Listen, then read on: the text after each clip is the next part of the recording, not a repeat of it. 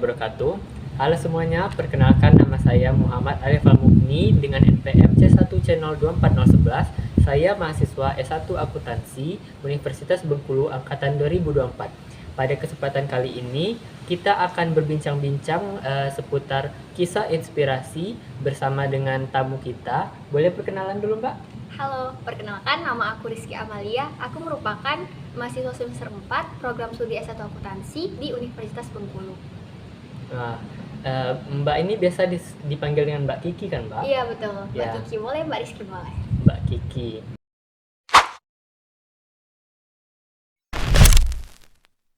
Nah, Mbak boleh tahu nggak kesibukan Mbak pada sekarang ini apa? Baru aja sih tadi jam 10 Mbak dekorasi untuk kegiatan besok. Jadi kegiatan besok itu ada LMDK. LMDK itu merupakan latihan manajemen dakwah kampus yang merupakan kegiatan kolaborasi antara LDF atau lembaga dakwah fakultas di Universitas Bengkulu. Kolaborasi ya, Mbak? Iya, kolaborasi. Jadi ada 8 fakultas ya kita. Ya, Atau 7? 8. 8. 8 karena itu kolaborasi. Di bawah naungan UK. Keren. Nah, Mbak, kalau Alif sendiri kan itu asalnya dari sini, Kota Bengkulu. Kalau boleh tahu, Mbak ini asal dari mana? Kalau Mbak dari Lahat, Alif tahu nggak Lahat di mana? Lahat, Alif kurang tahu, Mbak. Di Kurang mana tahu tuh? ya. Kalau Pagaralam? Oh, Pagaralam tahu. Teman Nah. Alif ada dari sana. Oh iya. Nah, kalau dari Pagaralam itu ke Lahat itu 2 jam. 2 jam. 2 jam. Lumayan jauh sih, Lumayan 2 jam. jauh. Tapi antara Lahat dan Pagaralam itu tuh yang kotanya itu di Lahat.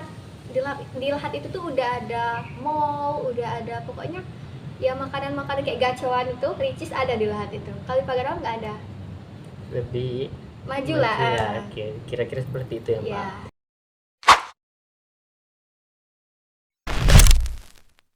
Nah, terus boleh tahu nggak cerita Mbak bagaimana perjuangan dari mulai sebelum daftar di UNIP ini sampai Mbak berada di UNIP saat ini? Nah, sebelumnya itu sebenarnya Mbak nggak tahu Bengkulu itu di mana. Nah, Mbak baru tahu ada Kota Bengkulu dan Universitas Bengkulu itu saat dosen S1 Akuntansi ini yaitu Pak Herawansyah, Pak Danang, Pak Madani Hatta sama Bunda Lisma kalau nggak salah satu lagi tuh sosialisasi ke SMK Negeri 2 Lahat. Nah, jadi posisinya itu tuh Mbak di kelas 3. Nah, ya sosialisasi dari dosen-dosen itu untuk mengajak siswa SMK 2 itu masuk ke Universitas Bengkulu. Nah, jadi waktu ditanya teman Mbak, Ki, kamu tertarik nggak masuk Universitas Bengkulu? Kata Mbak, enggak nih, kayaknya aku mau masuk Unsri, kata Mbak kan. Terus terus waktu milih SNBP itu, pilihan SNBP itu, Mbak konsultasi ke guru BK Mbak. Nah, katanya, Mbak kan nempatin pilihan satu itu di Unsri, pilihan kedua itu di Unip. Jurusannya sama-sama jurusan akuntansi. Nah, jadi Mbak nanya dulu ke guru BK Mbak, kan Mbak nggak tahu apa-apa kan tentang SNBP ini. Bu, ini udah bener belum pilihannya? Kata ibu itu. Iya sih, Mbak, aku juga dulu struggle kayak gitu. Iya kan, nah jadi kita butuh bimbingan kan. Nah, jadi kata guru BK Mbak tadi tuh, coba ditukar aja nak pilihannya karena lebih besar peluang di Unip daripada peluang di Unsri.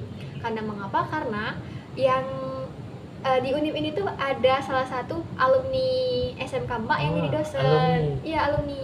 Jaraknya itu ada 15 tahun dengan Pak Herawansyah itu. Nah, itu alumni SMK 2 Lahat. Nah, jadi Mbak tanpa nanya alasannya apa, Mbak langsung pilih pilihan pertama itu Unip, pilihan keduanya Unsri. Nah, terus pas lulus itu kan pengumumannya tanggal, Mbak kurang tahu sih tanggal berapa, tapi itu pas puasa jam 3 kan pengumumannya. Mbak itu tidur waktu itu, jadi Mbak buka pengumumannya jam 4. Nah, Mbak nggak ngasih tahu ke orang tua Mbak kalau pilihan pertama Mbak itu Unip. Jadi waktu Mbak buka itu gemeter kan tangan Mbak kan, Mbak masukin tanggal Mbak sama pin SNBP Mbak kan. Pas Mbak langsung memalingkan pandangan gini kan, pas Mbak lihat lagi ternyata biru. Nah, Mbak nggak tahu kan birunya itu masuk ke Unsri atau Unip. Mbak tim SNBP nih, Iya, sama kita. Mantap.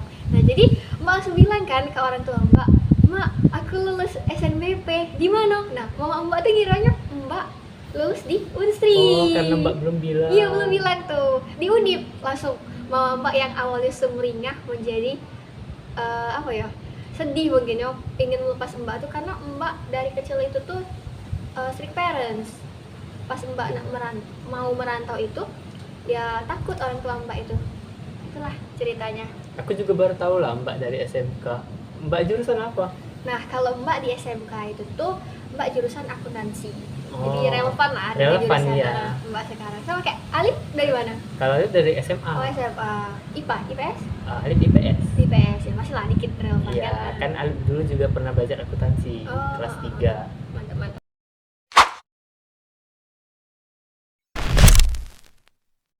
Nah, Mbak selama jadi anak rantau di UNIP ini tantangan apa sih Mbak yang Mbak rasain? Kalau tantangan, nah ini yang paling kerasa ini mbak nggak punya kendaraan dan nggak bisa bawa kendaraan itu. Karena kan jauh tuh dari Lahat ke Bengkulu 8 jam. Iya. Jadi mbak kalau misalkan pulang ke Lahat tuh ya naik travel, nggak pernah bawa motor atau kendaraan apa kan. Nah jadi selama mbak kuliah ini tuh mbak berjalan dari kosan ke gedung ini sekitar adalah 7 sampai 8 menit. Tapi gini, mbak punya tips and tricks ya. Wah, apa tuh tipsnya? Kalau misalkan jadi anak rantau nih pasti kan kita capek kan kalau misalkan mau jalan terus kan. Betul. Nah kita jadi harus deketin teman kita. Gimana caranya? Gini caranya, misalkan ada tugas kan dari dosen. Nah mbak itu langsung ngerjain tugas itu tuh. Jadi nanti tuh kalau misalkan teman mbak nanya tentang tugas itu, mbak udah tahu kan, mbak bisa jelasin ke mereka dan bisa bantuin tugas mereka, buat tugas mereka. Jadi kan mereka merasa terbantu kan. Nanti mbak juga mudah minta bantuan ke mereka kalau misalkan mau nebeng gitu. Nah, itu strategi yang mudah dilakukan Betul. dan bisa ditiru ya Mbak. Oh,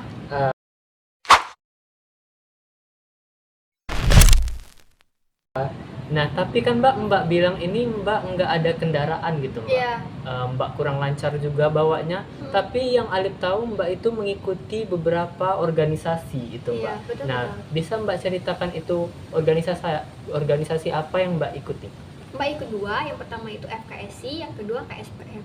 Nah jadi kalau di FKS ini tahun ini Mbak alhamdulillah diamanakan jadi CEO Ahwat kaderisasi.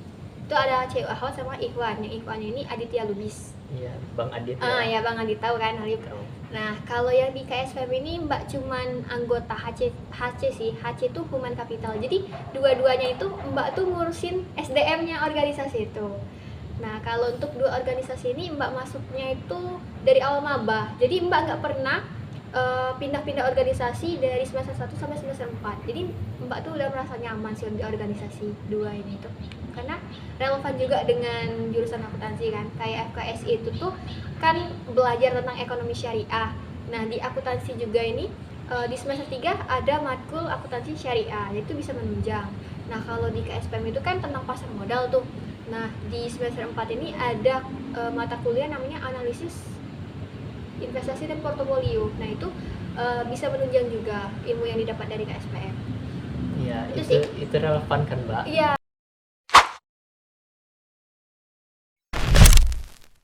Nah, dari tantangan yang Mbak sudah sebutkan tadi, Mbak kan ngikut dua organisasi itu. Nah, Alif nih pengen tanya nih, Alif ikut organisasi itu satu Mbak. Nah, gimana cara Mbak itu untuk mengatur semuanya itu, baik dari mengatur waktu, tugas-tugas kuliah Mbak dan lain-lain, itu gimana tuh Mbak? Nah kalau Mbak dibedakan dulu ya. Kalau Mbak tetap memprioritaskan kuliah daripada organisasi, karena tujuan Mbak merantau di sini tuh ini untuk kuliah. Jadi nomor 2-nya ya organisasi. Nah kalau misalkan nih ada tugas dari dosen sama ada tugas juga dari organisasi. Nah walaupun tugas dari dosen ini deadline-nya masih lama, Mbak tetap utamakan yang tugas dari dosen. Mbak tuh orangnya nggak suka menunda-nunda pekerjaan, karena Mbak mikirnya gini, kalau misalkan aku tunda sekarang, nanti besok Iya sih. besok mau ngerjain, nah tugas itu makin nambah, jadi kewalahan untuk ngerjainnya. Lebih baik misalkan ada tugas langsung dikerjain. Jadi Mbak tetap memprioritaskan yang kuliah ini. Karena kuliah nomor 1. Ya, karena kuliah nomor 1. Itu sih. Kalau untuk misalkan ada tabrakan agenda nih dua organisasi Iya, ini, iya. Mbak lihat posisi Mbak dulu sebagai apa. Kalau misalkan kan Mbak di FKS sebagai CO-nya kan, sedangkan Mbak di KSP cuma sebagai anggota. Kalau misalkan ada rapat nih, rapatnya ini yang di satu ini tuh harus ada kehadiran Mbak yang penting banget gitu, kehadiran Mbak. Yang di satunya yang lagi tanpa kehadiran Mbak bisa tetap berjalan rapatnya, ya Mbak pilih yang di FKSI dan mbak juga ya tingginya di FKSI gitu. Iya.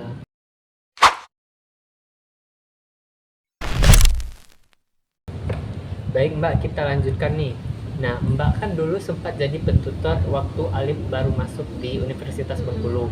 Nah, semester 1 kemarin Mbak jadi pentutor. Gimana sih Mbak rasanya jadi pentutor waktu Mbak masuk itu?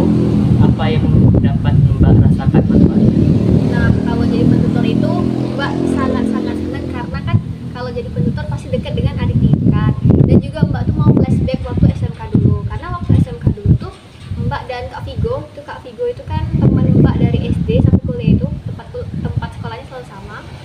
Nah, dapat kesempatan untuk jadi mentor kalau namanya di SMK itu tuh. Oh, jadi di SMK itu ada mentor Ada, gitu Mbak? ada.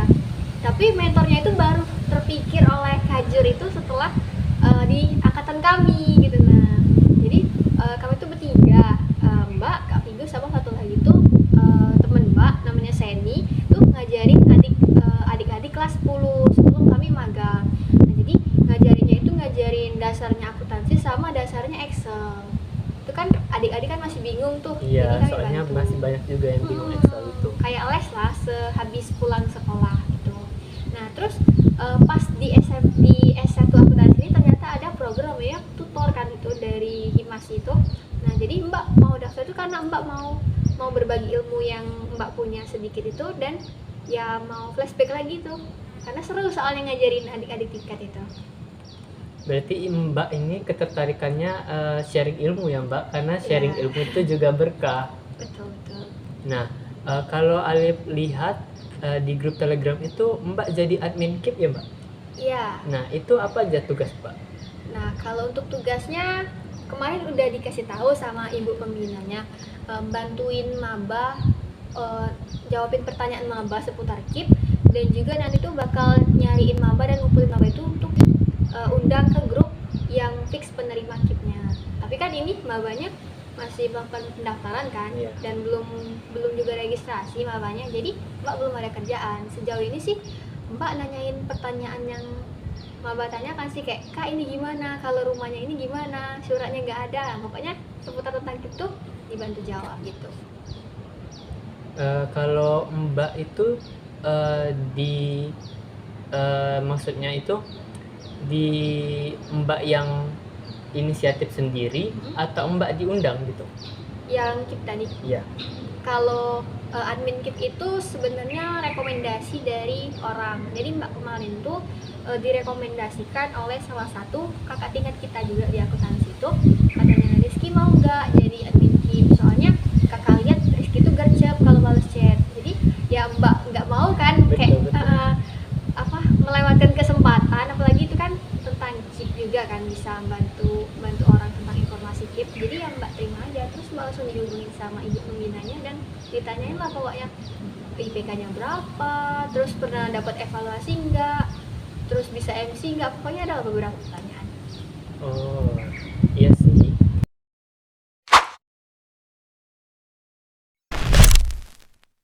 Nah, terus Mbak, selama Mbak kuliah di Unip ini kan, pernah nggak sih Mbak mengalami masa-masa sulit atau ada pressure yang bikin Mbak itu merasa down? Kalau pressure Mbak sejauh ini kalau untuk kuliah ya nggak ada sih, kayak masih bisa diatasi karena Mbak ini kan ikut kuliah sama organisasi. Nah, Mbak tuh belum pernah yang namanya nangis karena tugas kuliah, tapi Mbak udah pernah nangis karena tugas di organisasi. Nah, kalau di tugas kuliah ini tuh kan memang banyak sih tugas-tugas dari dosen, tapi karena pas awal itu Mbak pengennya kuliah, jadi ya Mbak harus sanggup sih menjalani kesulitan di dunia. Sanggupin ya Mbak? Sanggupin pokoknya. Kalau ada tugas dari dosen itu ya diusahain semaksimal mungkin. Tapi kalau tugas dari organisasi ini tuh sering banget revisi, jadinya kayak aduh pusing nih, ini kalau udah ini nggak punya ide lagi tuh Nalip. Nah, terus tuh waktu semester 3 kemarin kan Mbak sempat jadi CU panitia tuh di 2 organisasi ini, jadi rapat itu bersamaan. Wah, kedua-duanya tuh? Bersamaan. Jadi Mbak tuh bingung mau bagi waktunya gimana. Pokoknya besoknya itu juga ada ulangan mata kuliah perpajakan. Tambah mumet. Itulah, jadi Mbak bingung mau ikut rapat yang mana. Terus belajar nggak ya, jadi ujung-ujungnya itu mbak nggak belajar mata kuliah perbanyakan. Sebenarnya ini jangan dicontoh ya, ini tidak baik. Jadi mbak ya inget sebisanya lah waktu bapak jelasin itu, waktu mbak jawab pertanyaan itu kayak ini apa ya, sambil inget susah banget, tapi pada akhirnya ternyata mbak dikasih amin sama pak itu mata kuliah perbanyakan, jadi mbak sangat bersyukur. Jadi hal itu pada masa itu yang Mbak merasa Iya, sangat tertekan. Mbak sampai nangis itu kemarin tuh gara-gara rapat nggak sudah, terus Mbak belum belajar untuk ulangan besok. Tapi bisa juga terlewati. alhamdulillah ya Mbak. Alhamdulillah.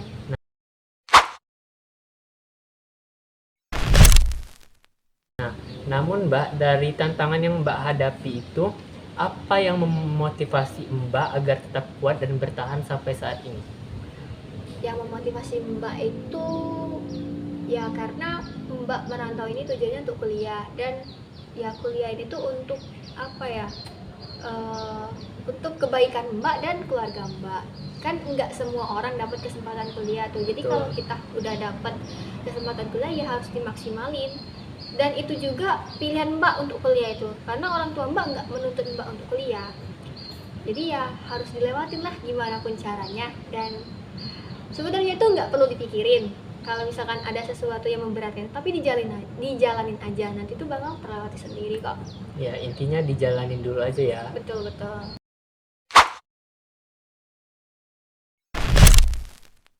Nah, terakhir nih Mbak, ini kan mau masuk ke tahun ajaran baru tuh. Nah, bakal ada maba-maba lagi setelah ini kan untuk maba dari jalur SNBP sudah ada pengumumannya, sudah Ya. diumumin.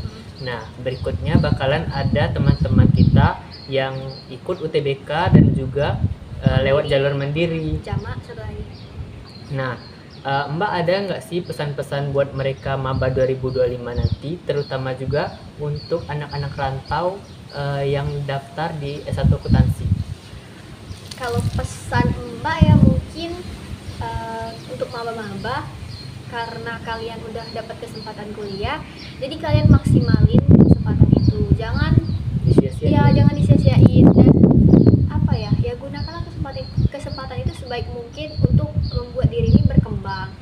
Nah, kalau untuk pesan yang lainnya itu lagi untuk anak rantau ya, karena anak rantau itu kan jauh dari keluarga. Nah, jadi kalian tuh harus bisa jaga diri kalian baik-baik dan bisa membentengi diri gitu. Nah, dan yang paling penting itu jangan sampai kalian salah circle pertemanan, karena circle pertemanan itulah yang bisa membawa kita ke arah yang mana yang lebih baik atau malah lebih Ya, buruk. benar sih Mbak, karena circle itu bisa membuat kita terjerumus. Nah betul, kalau circle-nya nggak baik tuh bisa terjerumus kan. Tapi kalau misalkan kita nyari circle yang positif, ya kita ikut positif juga. Kalau Mbak itu di kelas nggak ada circle, jadi Mbak itu bisa masuk circle manapun gitu. Nah kalau misalkan dia butuh Mbak, ya Mbak bantu, nanti ya bisa main sama dia gitu. Nah Jadi lebih netral. iya netral Mbak, jadi nggak punya circle.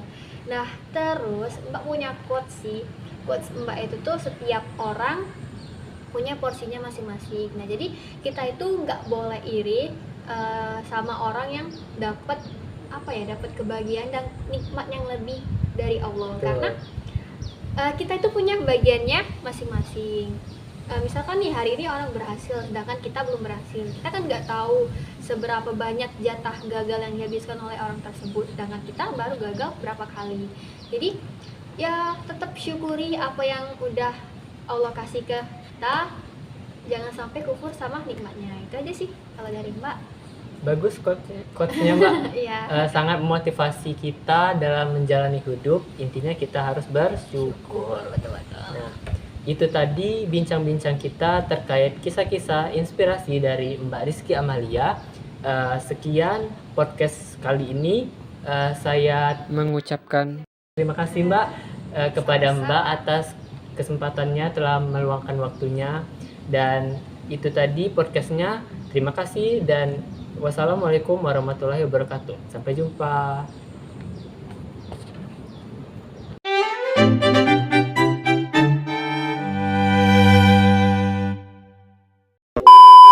Perkenalkan, nama aku Rizky Amalia.